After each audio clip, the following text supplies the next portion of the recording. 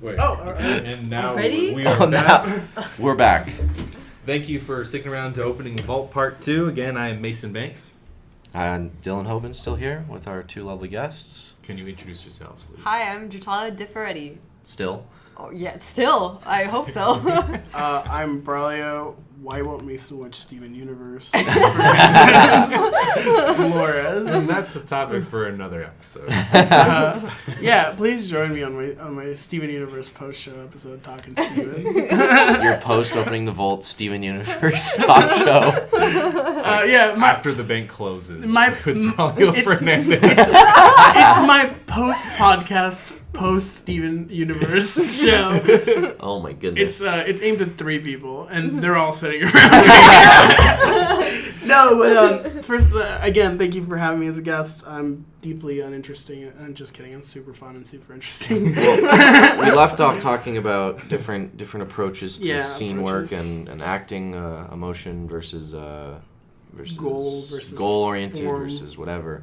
There's just so many different approaches. I wanted to ask both of you if there's been a pivotal role in your careers that has just been either your favorite role or your most important that you feel you've grown from most. You can go ahead. Okay. Yeah, I think I know. Were you in Balm and Gilead? No, I wasn't. I just watched it. Okay. Yeah, so in Southwestern, I did a play called Balm and Gilead, and I played the role of Anne, a older stripper who was, how would you describe it? She wanted to be a teacher. The play, okay, let me see how to word this. One, I've never been a stripper, and I don't resonate with that. So that was a very big challenge for me, and my director was like, be more sexier. And I was like, oh, okay, I'll try. It was very difficult for me. This is a pre-Me Too movement. Oh, yikes. No, that was a bad joke. But I don't think it was harmful, was it? No, Okay. not at all. But it was really, it was a lovely, I was really fortunate to have this experience because, like I mentioned earlier in the previous, I've played villains before or meaner characters. And she's not mean, she's more of strict, kind of cold, sarcastic. But there was this big, huge, not even monologue, I didn't even say it. I was more reacting to another girl who spoke for, 30, 40 minutes straight.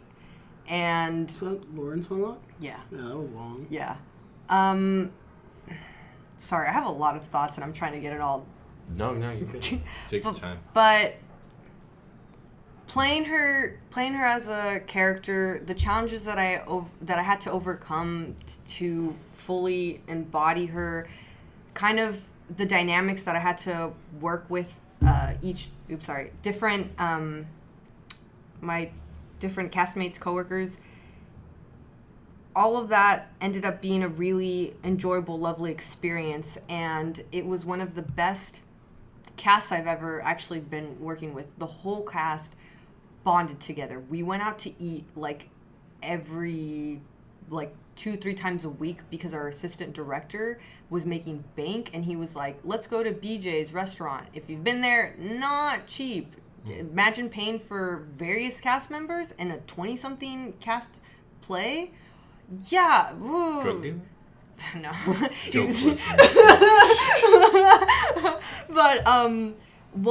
was just a lovely experience. And actually, wait, I have 2 answers, but I'll get to it. I apologize. You're good.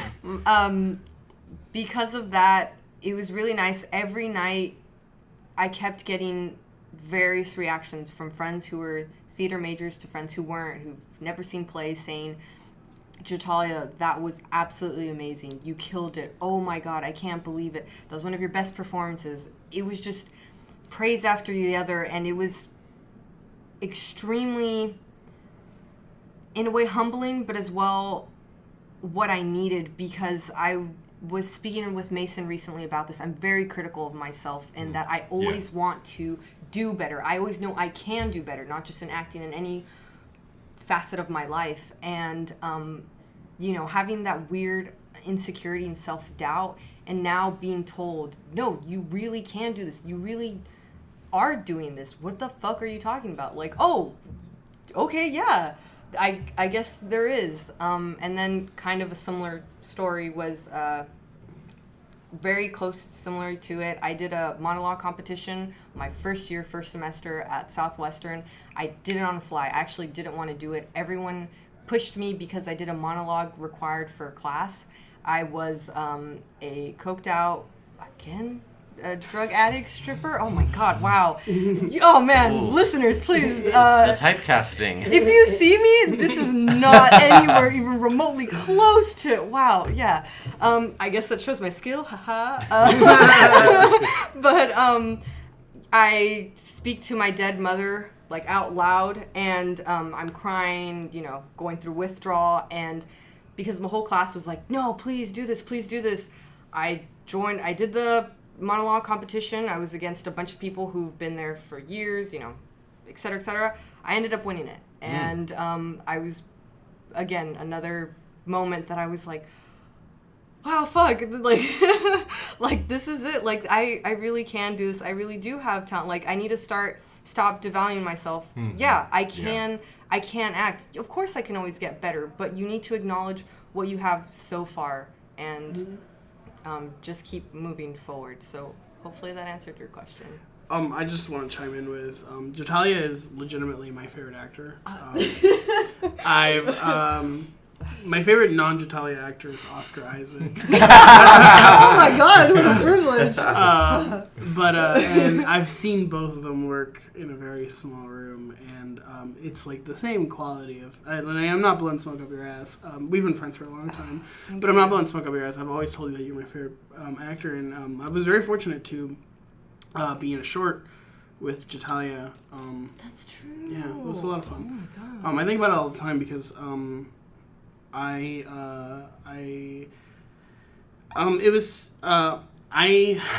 not a good actor. I don't agree with that. I don't either. Thank you. That's It's very to be flat. determined for me, but I'm sure It's very flat. I bet Dylan's gonna go to the show and just be like, you should he stick, was right. I highly doubt he it. should stick to Steven Universe Oh jokes. my No, but my pivotal roles, I guess for me, I got to play Mercutio, and it was like a dream come true, and I think I spoke about it a little bit earlier. Just I tried to really counter the perception of what I could play with it, and it wasn't perfect because I was still in high school, but it was fun, and it's a role that I would like to revisit now that I am like an adult who could do something different and who could revisit the character with more experience as a person. But most of my pivotal experiences as an actor genuinely come from seeing from working with other actors. This is gonna sound like I'm blowing smoke up someone's ass again, but I'm fortunate enough to be on a show with Mason, and I get to watch Mason and Mason Banks. Oh, thank you. And I get to watch Alexis Park and Christian Contreras and Matt Tornero and every single person on this cast who from top to bottom, like in this show I get to sit across from CJ and I get to watch CJ act, and I'm like, what am I doing here? I get to watch this incredible actor just do incredible things all the time, which is super fun. So for me, it's not about like my performances. I certainly like enjoyed a lot of like the improv stuff that I've done, and I got to like play Prince once, which was really great. I would love to see that. Yeah, what the Yeah, I thought you were at that show for some reason, but I got to play Prince once, and it was great. And I got to play an actual wall in the same show. What? I got to play like Nazis who are trying to ruin the Olympics. I've gotten to play God. Wow. So that's what I really like about improv. But It's on the bucket list. But I think just playing again, my favorite roles don't come from me as an actor. It comes from working with other actors who are who I come to steal from. The show with Mason will close this weekend, but the shit I'll steal from Mason won't close this weekend. So. We have an impromptu guest. Yeah. Hello. Are you kidding me? Well, Can we- you've talked now, so you're in it. Now you're here. I'd like to introduce Jillian Jones to the podcast for her first appearance. Hi. She's very shy, but she'll warm up. I'm not fucking shy. I just didn't know I was going to be here. Do you know how painful it is to be a comedian and like workshop jokes and get reactions, and then somebody just comes in with "I'm not fucking shy," and you're just like, "Why do I do anything?" You don't think you're funny? Oh no, I'm hilarious. Yes. But I'm hilarious, but it just that was so effortless. Wait, do you do stand-up? Yeah, I do stand up. I would love to see that. I'm trying to get into stand-up. Stand-up's, and I guess this is kind of besides the point from the show, and we can talk about it after if you is this like Week. I don't know. is this like I don't want to like take away from the acting essence of it. I would say it falls under storytelling. I guess. My experiences with stand-up have been honesty. Honesty is the most important thing you can do. I have some traumatic life experiences that I think Whoa, are, like a person? no, but Like a human being? but like really funny. Jesus. Like things that are objectively funny if they don't happen to you, and things that have happened to me that I think are hilarious. And I think finding the humor in the things that happen to you is the thing that like will keep you from, at least in my personal experience, and your mileage may vary, but I think like just finding the humor in the horrible things that happen to you, which they will, Yes. is what has like driven my comedy forward. I wholeheartedly agree. I actually went to a open mic stand-up once, and a bunch of these jokes written out. And I'm a diabetic and epileptic, for those who don't know. So I had a lot of diabetic and epileptic jokes. Jill didn't know that. I knew about I'm sure she knew. I knew about one of them. I didn't know that. I don't really know very much about epilepsy. That's a different podcast. That's a different part. It's the podcast that comes on after my Steven Universe Oh podcast. The 3 podcast series. Yeah, okay. it's my post. It's the post podcast. That was a Medical lineup Talks I with would Mason. lose in. Medical. That would be a great segment. How Like, am I dying with Mason Banks? My name is Mason Banks, and I have a Medical Talks with Mason segment coming up.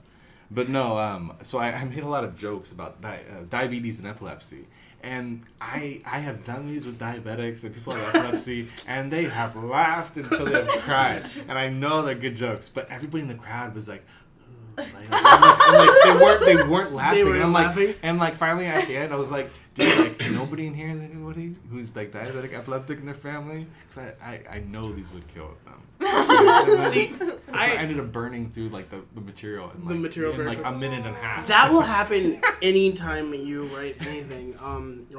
I personally write more than I think I need because, like I dick ride my medical condition as well for humor. Like I have clinical depression, and there's nothing funnier than wanting to be dead all the time.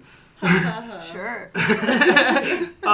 It's not killing in this room. Oh gosh, there's a pun in there. I didn't even realize my that I had a God. pun. No, but in all seriousness, depression is very serious. Please get treatment.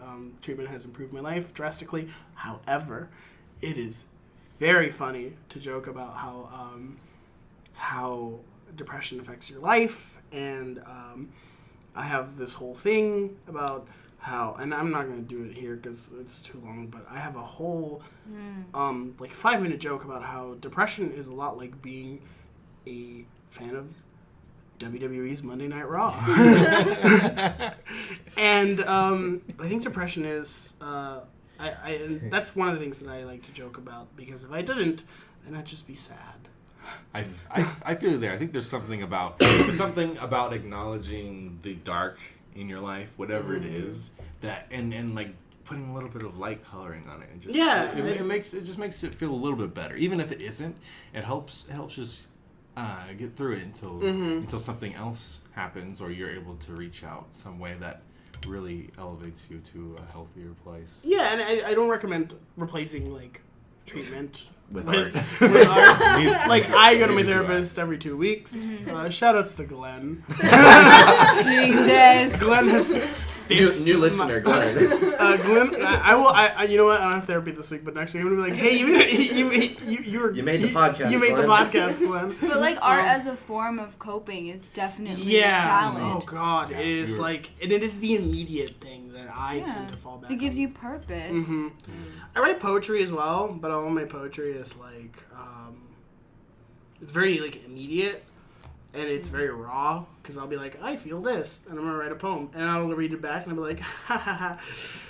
Time to fold up the notebook, put it back in the backpack, and try not to think about this again. All this to say, your feelings are valid, and deal with them in healthy ways that help you grow. Through theater. Yeah, do more theater, please. Keep me out of work. Oh wow! You missed a lot. You missed a lot in part one. Oh my God! You're a working male actor, Braulio. Like, yeah, like honestly, maybe 20 years. I don't know. We'll see what the demographics in theater arts change. But for now, unfortunately, men do have a pretty easier time. Yeah. Men have an easier time in everything. There was nothing that, like, as a man, I'm like, I have a disadvantage here. The only thing men don't have an easier time in is, and this comes back to Steven Universe. Oh boy. Is forming significant relationships. Significant relationships for men. Oh, we got real. Maybe that one person who goes boo because every time you mention Steven Universe, boo, this fucking guy. Oh, I hear again with the Steven Universe. No, but I think like forming significant relationships that are platonic and deep and full of emotion are frowned upon in men, and I don't give a single solitary fuck about it. I will hug and like hold hands and do whatever dumb shit I need to do with a friend, and person regardless of gender, and obviously in account of boundaries for each individual relationship, but and that's something I have found to be really powerful in theater, that your relationships with other men tend to be more significant, as opposed to and I'm sorry to be excluding the non-male of these room, but I think like as a man in theater, my relationships with other men who are artists tend to be a lot more what is the word I'm looking? Because I want to say deeper, because it's like genuine, yes, and there's less stigma attached to like being vulnerable and honest and sometimes broken, because as clearly apparent from this podcast, I have a lot of issues that I'm working through at all times, but I think it's important to acknowledge that about yourself, and masculinity as a concept, which is bullshit, but masculinity can tend to be very poisonous when dealing with intense emotions. Because it shuts it down. Yeah. It like puts up a block. Yeah, and how do you guys feel about it?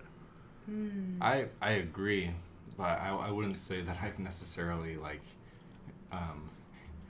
I agree intellectually. I don't feel like I put a lot of that into practice. I feel like I try to be the very calm, kind of don't give off the negative vibes. Maybe not just in the sense of like I guess this is a discussion about toxic masculinity.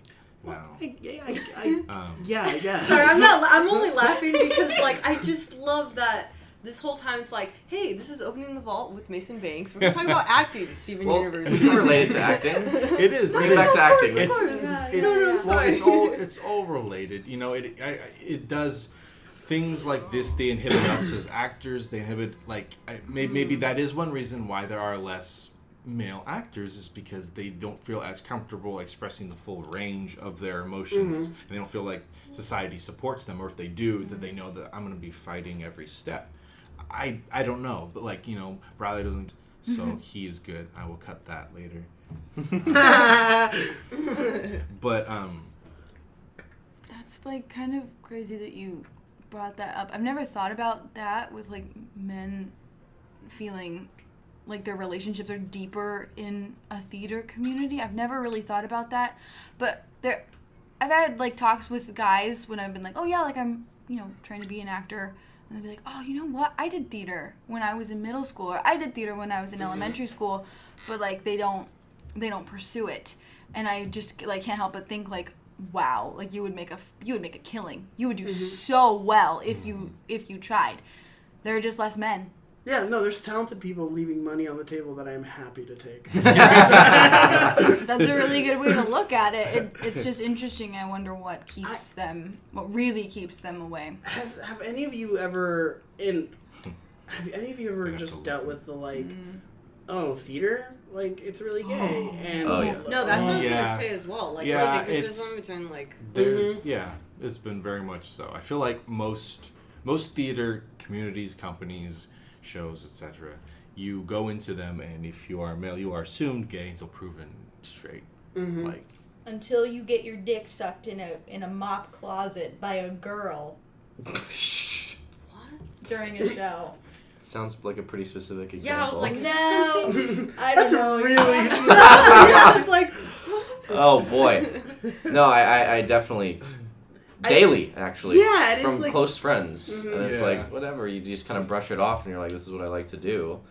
I have no problem being involved in this community because it's so positive, and if you're gonna be negative about it, then and like, listen, all sexuality is bullshit. Like, I don't mean like sexuality with other people is bullshit, but like, I just mean like putting like theater is gay is the dumbest thing you can say. Or like baking is gay, or like working out is manly. Like, that's all dumb shit. Like, baking is delicious. baking is delicious. All kinds of baking. And that's the thing. Like, that's the attitude I like to approach things with, and I'm certainly like. And like, don't get me wrong, I came up Millhouse on the fortune scale. I'm a straight dude who can kind of pass for white. Like, as far as like privilege comes, I'm really set. But like it doesn't. Like, I even hesitate to like label myself as straight because it's like I feel like I'm feeding into a system that does not provide the best for people. I don't know how we got here. I'm so sorry. Anyway, theater's super fun. Do it. Yeah, that's what I'm saying. I love It'll make you feel things. we're talking about different things that maybe prohibit people from acting, what's being genuine. You know, Meister repetition exercise, getting you to be just a more genuine place, and then I think that kind of started to slowly branch onto being a genuine person, and then what that entails, and maybe leaving behind the big point to these workshops we're doing is that the best actors are the best people, they understand what it means to be a person and to be human and to have flaws and to accept those flaws and to deal with them in the moment, and I think that's kind of where we're at. Yeah, I think flaws make a character, right? Sure. Like the thing about characters in general was that we're wrapping up. Well, I didn't want to stop you. I was just I think flaws are what make things interesting. Superman's not interesting because he can leap a tall building in a single bound. Superman's interesting because regardless of whether he's able to leap a tall building in a single bound, he still just wants to be a dude from Kansas doing the right thing. Does that make sense? Yeah. Yeah. Well, thank you to all involved, Braulio. Thank you so much. Gitalia, Yeah. and Jill. And Jill for hopping in. Jill, thank you, Jill, for coming Oh no. 15. Thank you You're so welcome. much. And with that salty comment, this has been opening the vault. I'm Mason Banks. I'm Dylan Dill Pickle Hoban. And until the next deposit box.